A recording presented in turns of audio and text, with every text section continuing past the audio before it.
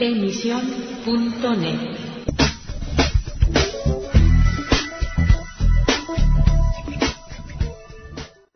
Hello again and welcome to Letter from England, broadcasting for the Spanish Evangelical Alliance and AC Press. A couple of weeks ago in this bulletin, we were talking about a consultation recently held in Toulouse in France for the setting up of, or at least for the discussion about setting up, a potential code of conduct regarding conversion techniques. Read evangelism, I suppose, from an evangelical perspective.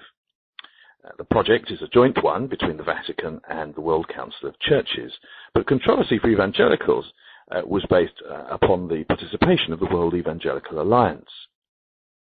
That organization has since responded to criticism of their participation, saying that they are merely engaged in dialogue about a potential code of conduct and that in no way will they take any steps to compromise the free preaching of the gospel and the need for Jesus to be preached to all people, regardless of whether they have a confessional background or not. Clearly a different stance from some of the bigger organizations involved. But in the wake of the controversy caused relating to these discussions, the Spanish Evangelical Alliance General Secretary, Jaume Llenas, has entered the fray. He says that dialogue and ethical practice are positive, so long as the opportunity to present the gospel of Jesus Christ to everyone, regardless of their religious belief, is not limited. Now, as reported by this news agency, WEA delegates were present at a consultation regarding the possible drawing up of such a code. Although a person's right to choose their own religious belief was stressed, at the same time the consultation expressed concern over what it called the obsession with converting others, a comment which seems to fly in the face of the Lord's Great Commission to go and make disciples of all nations. The WA has sought to offset concern among evangelicals at its participation, saying that it has not yet made any firm commitment to such a code, even were one to see the light of day. Llenas comments that the WEA has no desire to sign up to ecumenism, although it sometimes talks to organizations like the World Council of Churches, but it keeps out, he says, of any joint act of worship. He adds that dialogue is positive, not just interfaith dialogue, in which we are not especially interested, he says, but also social dialogue. He said it was important to listen and that we too can get things wrong, and that only the scriptures are infallible. One's own position, as well as that of the other person, must be judged by God's word.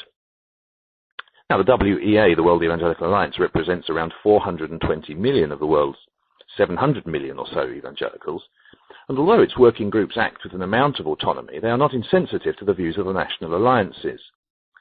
Llenas, again, quoting, says, "When we, as a national alliance, consider there is something with which we do not entirely agree, first of all, we are free because we are not ruled by a hierarchy. So the extent to which the WEA is representative is determined by our recognizing in it a certain spiritual authority.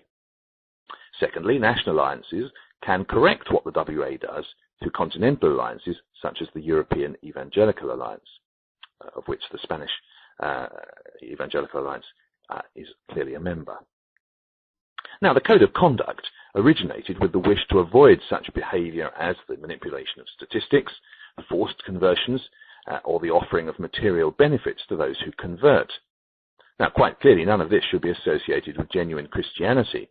So exactly who the Code's instigators have in mind is the underlying question. However, there's also the issue of interpretation.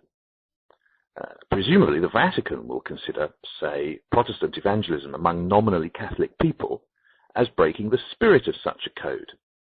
If someone has been christened in the Catholic Church, they will consider that person a Christian, whereas, of course, evangelicals believe that they need to have and come to a relationship with Jesus Christ. Well, it is with this sort of situation in mind that Llenas observes that a badly designed code could, he says, make evangelism harder among people who have a real need of Christ. A vague connection to a religious grouping does not equate to a relationship with Christ.